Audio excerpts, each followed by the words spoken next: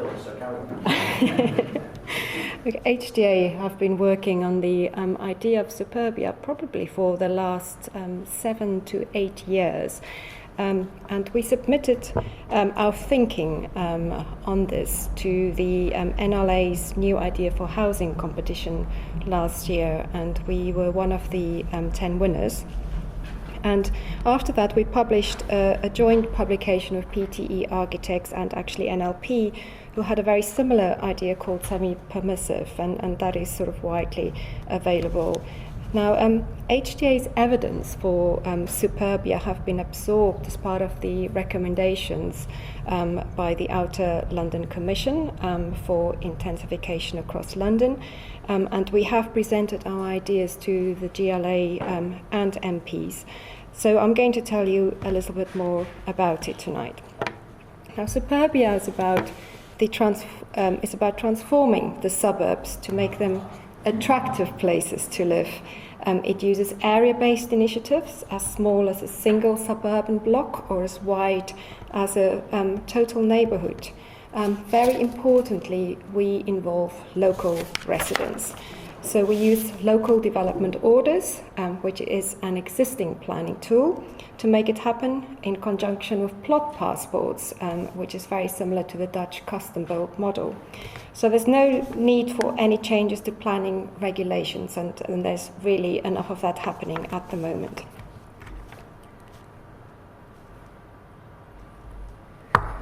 So London has to grow. We've just seen that more or less 50,000 new homes are needed per annum, and delivery doesn't even get to half of that. We also know that there is, at the moment, planning permission in London for more than 240,000 homes that are not being built. So a range of recent publications recognise that brownfield alone is not the answer. And it's not just the planning system's fault. We need to stimulate every possible source of housing delivery and create opportunities for SMEs and homeowners to participate in delivery.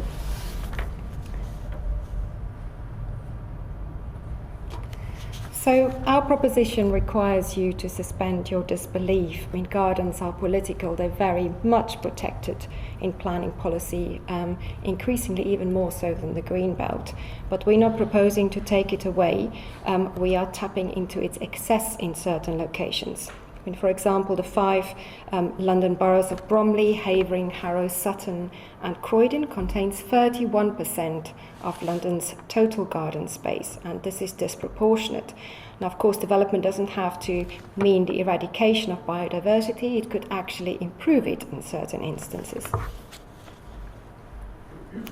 So the focus of this initiative is semi-detached homes, and detached homes probably built around the 1930s, interwar period, with side access. That's important. The public realm is degraded, there are not many trees, they're energy inefficient, and they're very likely to be under-occupied. Now we currently, this is just very briefly an example that we are going to start working on very shortly. So it is happening, we're trying to make it happen. And if you look at sort of the middle of that slide, there is a plot with a disproportionately large garden, currently with outline planning permission for a single-storey bungalow, and we are going to densify that. This is just typical of what a street looks like, and this is the street in which that property is located. So you have a collection of detached bungalows and semi-detached homes of fairly low quality, and that's the type of areas we would like to focus on. So the rules for Superbia is very much we're looking at areas close to stations, not more than 800 metres away. They're not in conservation areas. We are not interested in areas with any special environmental designation, such as special landscape character, and the result of the intervention should be an increase in habitable rooms. Now, opposition to new housing is likely to be quite fierce in outer London. We know about 60% of people are likely to oppose development, and therefore we believe that the only way you can make this happen is by working with people. So the beauty of this idea is that homeowners can benefit financially.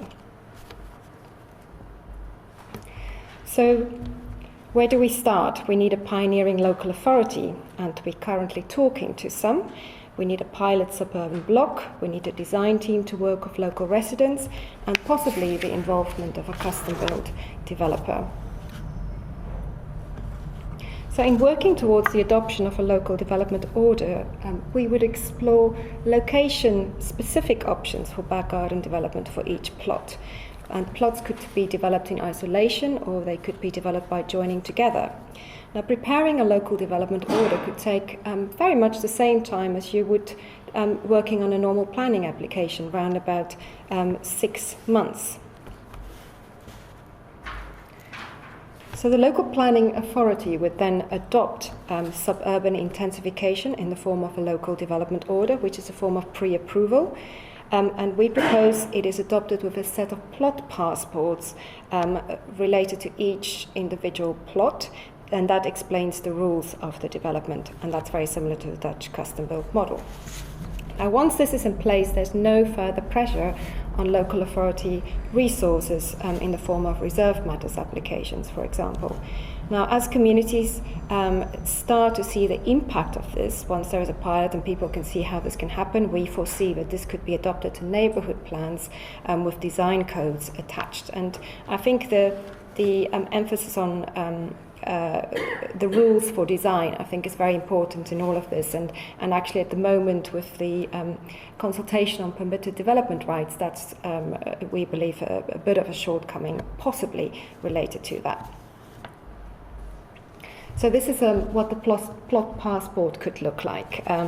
It sets out the rules for development. So you can, for example, see what's the build footprint in relation to the garden space, building heights. It would give you an idea of ridge heights. It would give you a parking ratio, refuse arrangements, and it could include a material palette suited to local context. So over time, a range of plot passports could operate together in a suburban block. So once there is a local development order, people can choose to implement this or not. So the result could be sort of very small scale, or it could be large scale. And the wonderful thing about this is choice, so people can choose to exercise their option or not. Now, in the calculations that we have done, looking at this, depending on what option is taken, homeowners can earn around about £100,000. So the typical plot that we looked at is 8 meters wide, 40 meters deep. The opportunity is for small-scale incremental development, primarily as new houses.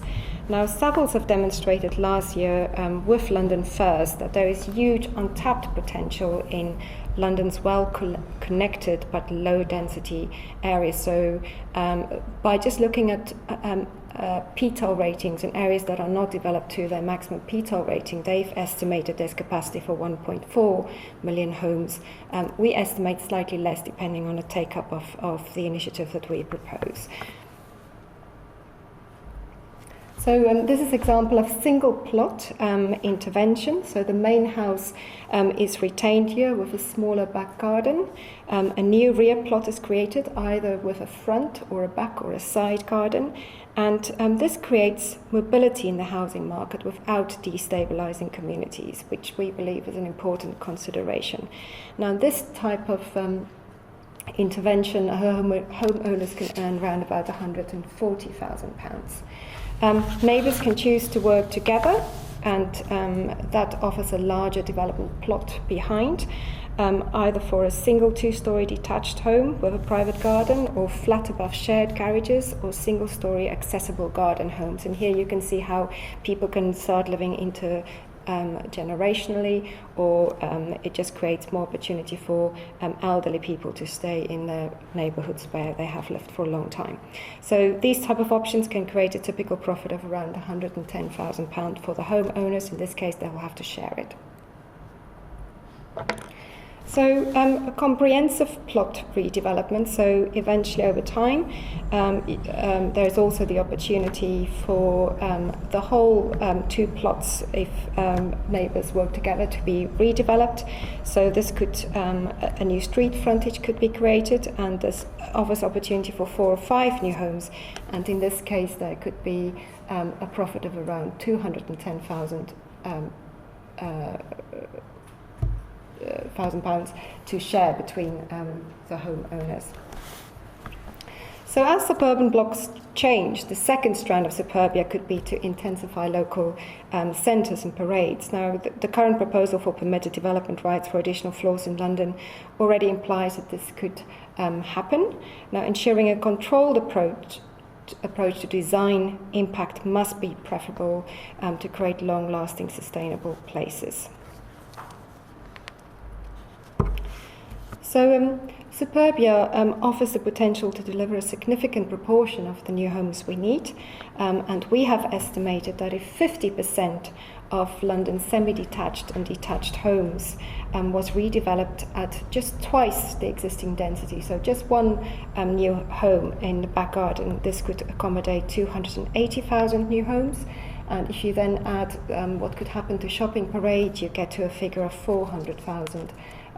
Which is an estimation, and this is what's been contained in the Outer London Commission's report. So the benefits are more than just numbers. The approach delivers a range of environmental and social enhancements whilst retaining communities. There's a financial incentive to homeowners. It encourages small-scale local change, and it encourages new entrants in the market to deliver housing. So either residents could take this up with a developer themselves, or you could get custom-built developers to help people deliver this. And then, as Colin said, this initiative has sort of caught the eye of the BBC, and we've done several illustrations because we see a very long-term future of smart technology and the idea of collaborative consumption and driverless cars, and how Superbia could look completely different. So, and that is available on the web if you'd like to have a look at that. Thank you very much.